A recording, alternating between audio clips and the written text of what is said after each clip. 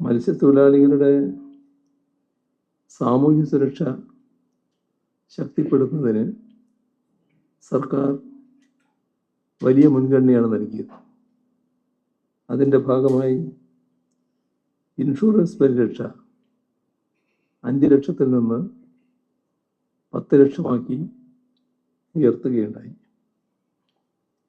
മാത്രമല്ല, മത്സ്യത്തൊഴിലാളി കുടുംബങ്ങളിലെ വിദ്യാർത്ഥികൾക്കായി സ്കോളർഷിപ്പ് അതിന് 25 കോടി രൂപ മാറ്റിവെക്കുകയും ചെയ്തു.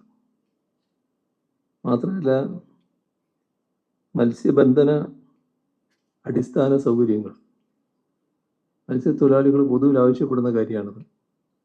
ആ സൗകര്യങ്ങൾ വർദ്ധിപ്പിക്കണമെന്നുള്ളത് അത് നല്ല രീതിയിൽ വികസിപ്പിക്കാൻ സംസ്ഥാനത്ത് കഴിഞ്ഞു. മഞ്ചേശ്വരം, കൊയിലാണ്ടി, താനൂർ, വെള്ളയിൽ ഇങ്ങനെ 4 മത്സ്യബന്ധന തുറമുഖങ്ങൾ പൂർത്തിയാക്കാനായി. അതേസമയം വിപുലീകരണം തുടരുന്ന മേഖലകളുണ്ട്. അർത്തുങ്കൽ, ചെത്തി, പരപ്പനങ്ങാടി, പുഴിയൂർ ഇവിടെയെല്ലാം നിർമ്മാണ പ്രവർത്തനങ്ങൾ നല്ല രീതിയിൽ പുരോഗമിക്കുക. മുതലപ്പുഴയും കാസർഗോഡും ഉൾപ്പെടെ മറ്റു മേഖലകളിൽ വികസനവും വിപുലീകരണവും തുടരുകയാണ്. കേരളത്തിന് അതിദീർഘമായ കടൽ തീരമാണുള്ളത്. ഈ തീര സംരക്ഷണം ഏറ്റവും പ്രധാനപ്പെട്ട ഒരു പ്രശ്നമാണ്. അപ്പോൾ തീരപ്രദേശങ്ങളെ കടലാക്രമണത്തിൽ നിന്ന് സംരക്ഷിക്കാനാകും.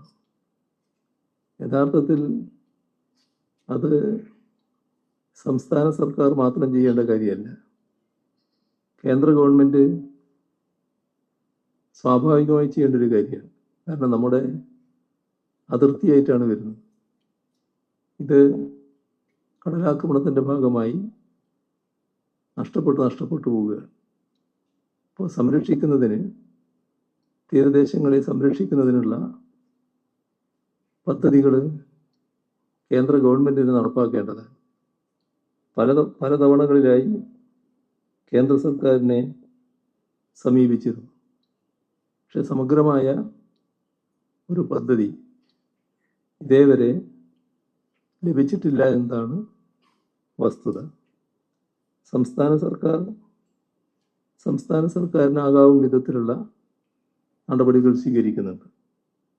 ഇപ്പോൾ 2021-22 ബജറ്റിൽ 1500 കോടി രൂപയുടെ തീരസംരക്ഷണ പദ്ധതി, സമഗ്രമായ തീരസംരക്ഷണ പദ്ധതി പ്രഖ്യാപിച്ചിരുന്നു. അതിൻ്റെ ഭാഗമായി ഏറ്റവും ദുർബലമായ പ്രദേശങ്ങളിൽ അടിയന്തര ഇടപെടലുകൾ നടത്താനും കഴിയും. അതിലേറ്റവും മാതൃകാപരമായതും ജനങ്ങളാകെ അങ്ങേയറ്റം സന്തോഷിക്കുന്നതുമായ ഒന്നാണ് എറണാകുളം ജില്ലയിൽ ചെല്ലാനത്ത് നടപ്പാക്കിയ പദ്ധതി. അവിടെ 344 കോടി 20 ലക്ഷം രൂപ ചെലവഴിച്ച് 7.3 കിലോമീറ്റർ നീളത്തിൽ ടെട്രാക്കോഡ് ഉപയോഗിച്ചുള്ള ശക്തമായ കടൽ ഭിത്തിയാണ് നിർമ്മിച്ചത്. സമുദ്രനിരപ്പിൽ നിന്ന് 6.1 മീറ്റർ ഉയരത്തിൽ നിർമ്മിച്ച ഈ ഭിത്തി ശക്തമായ തിരമാലകളെ തടയാൻ കെൽപ്പുള്ളതാണ്. അവിടെ ഉണ്ടായിരുന്ന പതിവ് കടൽ ക്ഷോഭിച്ചാൽ, മഴ കനത്താൽ ചെല്ലാനത്തെ വീടുകളിലെല്ലാം വെള്ളം കയറില്ല. ഇപ്പോൾ അലലില്ലാതെ അവർക്ക് ജീവിക്കാൻ കഴിയുക. ആ പ്രശ്നത്തിന് നല്ല രീതിയിൽ പരിഹാരം കാണാനായി. അതിൻ്റെ ഭാഗമായി ശക്തമായ തിരമാലകളെ ഇതിന് തടയാൻ ശേഷിയുണ്ട് എന്ന് തെളിയിക്കപ്പെട്ടു കഴിഞ്ഞു. ഇതിൻ്റെ രണ്ടാം ഘട്ടമായി പുത്തൻതോട് മുതൽ മാനാശ്ശേരി വരെ 6.1 കിലോമീറ്റർ ഭാഗത്ത് കടൽഭിത്തി നിർമ്മിക്കാൻ 404 കോടി രൂപയുടെ ഭരണാനുമതി നൽകി കഴിഞ്ഞു. ഈ രണ്ട് ഘട്ടങ്ങളും പൂർത്തിയാകുന്നതോടെ ചെല്ലാനം മേഖലയിലെ കടലാക്രമണ ഭീഷണിക്ക് സ്ഥിരമായ പരിഹാരമാണ്. നമ്മുടെ സംസ്ഥാനത്ത് തീരദേശമെടുത്താൽ വിവിധ ഹോട്ട്സ്പോട്ടുകളുണ്ട്.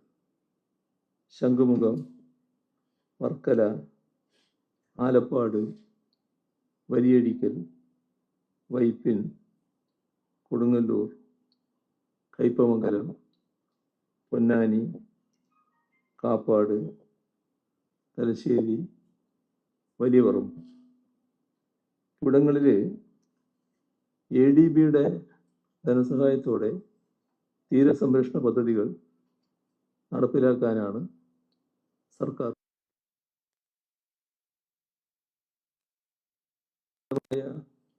വീട് ഉറപ്പാക്കുന്നതിലും തീരദേശ ജനങ്ങളുടെ ജീവനും സ്വത്തിനും സംരക്ഷണം നൽകുന്നതിലും കൃത്യമായ ആസൂത്രണം ഉണ്ടായിട്ടുണ്ട്. ദൃഢമായ ഇടപെടലുകൾ ഉണ്ടായിട്ടുണ്ട്.